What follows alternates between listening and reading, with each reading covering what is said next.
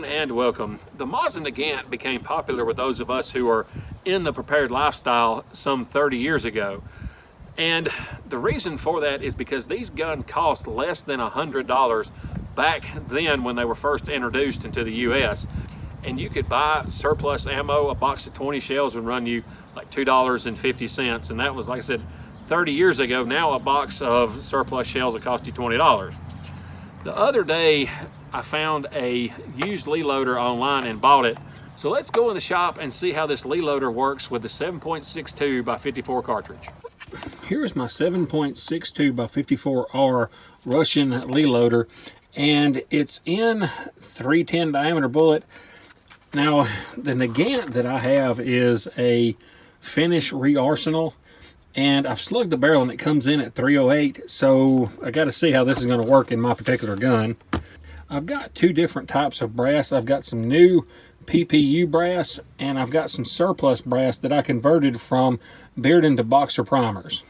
The bullets that I'm going to use are pull downs from other cartridges, and these are all 180 grain of different flavors. Then I have some new spear bullets that are 180 grain round nose. I've got a couple of surplus cartridges that I'm going to use kind of as a comparison and get measurements from. And I bought these back probably 30 years ago, give or take a couple of years, when I first bought my Nagant, back when Nagants were $69 a piece.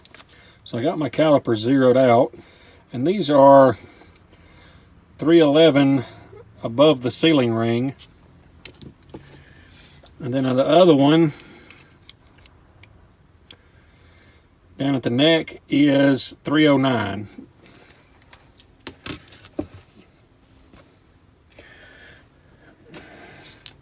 So these measure 311, these measure 309, and most cartridges for the Nagant today are 308.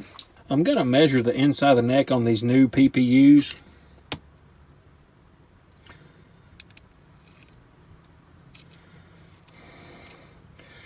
And that's about 309 and a half. Now for my surplus, it's about 308 and a half. Now I'm going to open up my Lee loader. You've got your decapping rod, your decapping base, your repriming base, and your repriming rod. Then you've got this one tool right here that is a shell sizer and then a bullet seeder. And of course your dipper. So the first thing I'm going to do is take my decapping base and my decapping rod, or depriming rod, whichever one you call it. And I'm going to insert the shell in there, and this is the surplus. And I'm going to do this even though there's not a primer in there, just to flare out the neck of the case so I can resize it.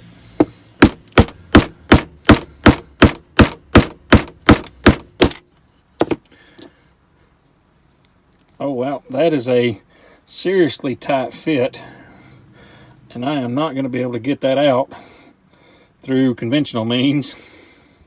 I had such a hard time getting this priming rod out of this case that I had to take and put the whole assembly into my reloading press, and then wrap this end with some leather and put vice grips on it and use my press to pull it out. So to remedy that, I'm going to use a depriming pin from a 30-06. As you can see, it slides in and out as it's supposed to. Whereas opposed to this one, even though it's been sized, it has a hard time going in all the way. Now this is the new PPU case, and as you can see, it slides right in, no problem. And this one is incredibly tight. I'm going to try the decapping rod that came with the kit on this new PPU brass.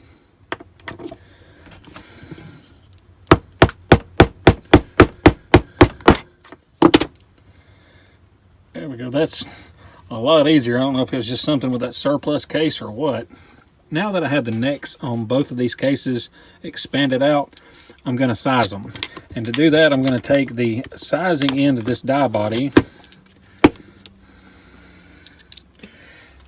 And first, I'm going to take my PPU case and size it. Well, I say I am. The PPU case just dropped right in there. Next, I'll try the surplus case. There we go. It looks a little bit better. I'm just going to tap it flush. And while this is still in the sizing die, I'm going to take my priming base. I'm going to set a primer on there, set the whole assembly on top of it. Then I'm going to take my priming rod,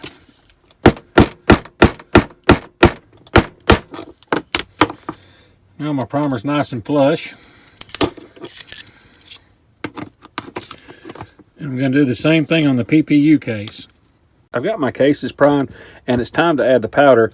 But before I do that, I want to go ahead and set my bullet seating depth because this is a new lead loader and I haven't set it for the bullets that I'm going to use. So I'm going to take out my decapping chamber, the die body, and the bullet seater. And I'm going to use the surplus cartridge to get me started. So this cartridge measures 3 inches and 18 thousandths. I know that with a bullet like this, the case overall length is 2.975 inches. So I'm going to use the surplus case just to kind of get me started.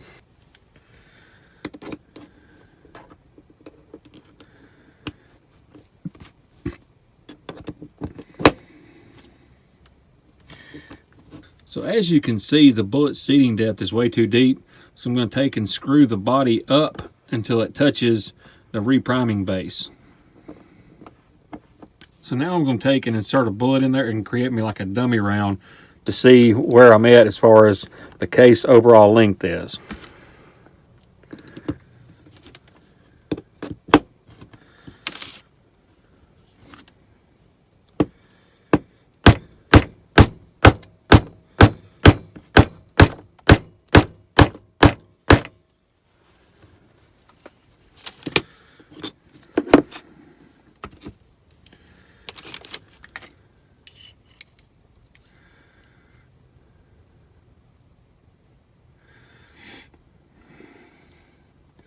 So it needs to come in a little bit more.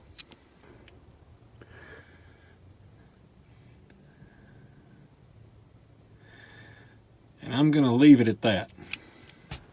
With my case overall length set, I can now add powder to these other cases.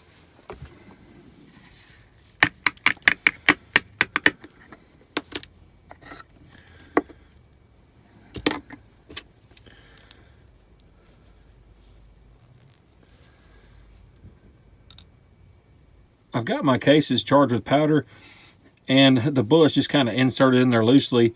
Because I'm using different style bullets on these cartridges, I will have to take and adjust the case overall length. I'm going to start off with this one. Back off the case overall length a little bit.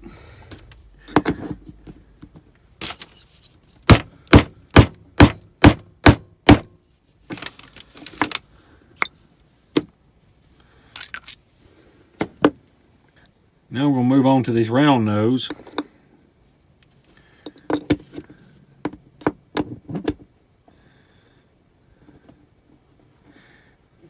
And I'm going to adjust off the case overall length a little bit, make it a little bit longer.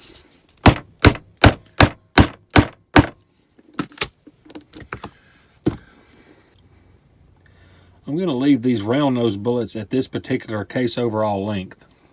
I know these bullets have a cantilever on them, but I like to seat mine out closer to the lands, and at the case overall length that I have these, they'll still eject from my rifle. So here are my 6 cartridges loaded with various jacketed bullets. Then I have 1 cartridge with a lead bullet because this is the surplus case and it has been converted from Bearden to Boxer primers. I never use these at full power. So here's all you really need to get into reloading is, of course, the lead loader, powder, a mallet, and if you really want to go the cheap route, you could always take and pull bullets from cartridges that maybe you don't have a gun for, or some cartridges that somebody gave you or whatever. So you'll have some free bullets and then, of course, some spent shells. Powder $30, lead loader $22, so you're looking at about $50 just to get started reloading. So here is just a few cartridges that I got done. Lead loader 7.62 by 54.